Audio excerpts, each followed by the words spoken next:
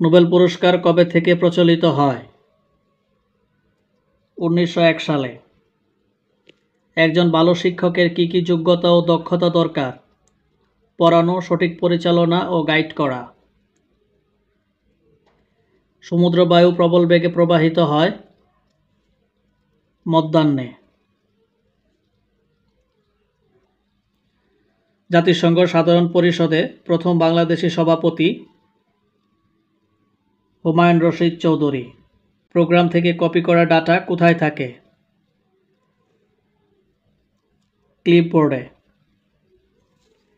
মডেমের মাধ্যমে কম্পিউটারের সাথে ইন্টারনেট লাইনের সংযোগ সাধন হয়।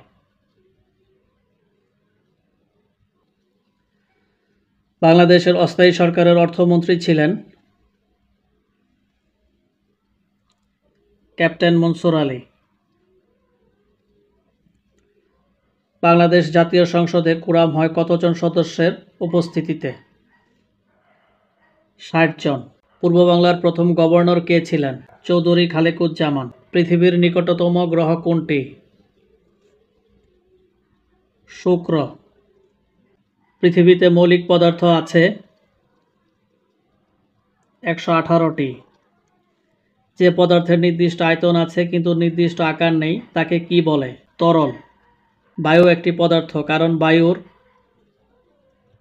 ওজন আছে, স্থান দখল করে, বল প্রয়োগে বাধা সৃষ্টি করে। উপরের সবগুলোই সত্য।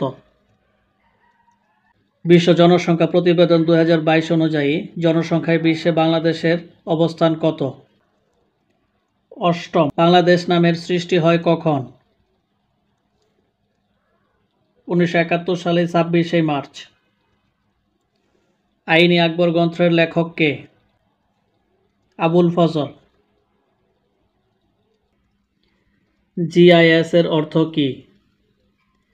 Geographic information system.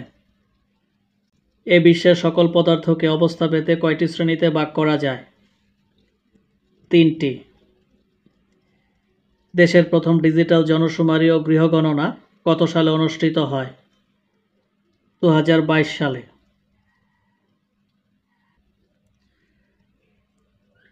যে পদার্থকে ভাঙলে অন্য কোনো ধর্ম বিশিষ্ট পদার্থ পাওয়া যায় না তাকে কি বলে? মৌলিক পদার্থ। মডেম হচ্ছে তথ্য আদান প্রদানের যন্ত্র। ভিটামিনে সমৃদ্ধ খাবার কোনগুলো? লাল শাক, কচু শাক, মিষ্টি কুমড়া। অক্সিজেন ও হাইড্রোজেন মিলিত হয়ে কি উৎপন্ন হয়? পানি। চিকিৎসা বিজ্ঞানে নোবেল পুরস্কার 2022 লাভ করেন কে? সোয়ান্তে প্যাবো।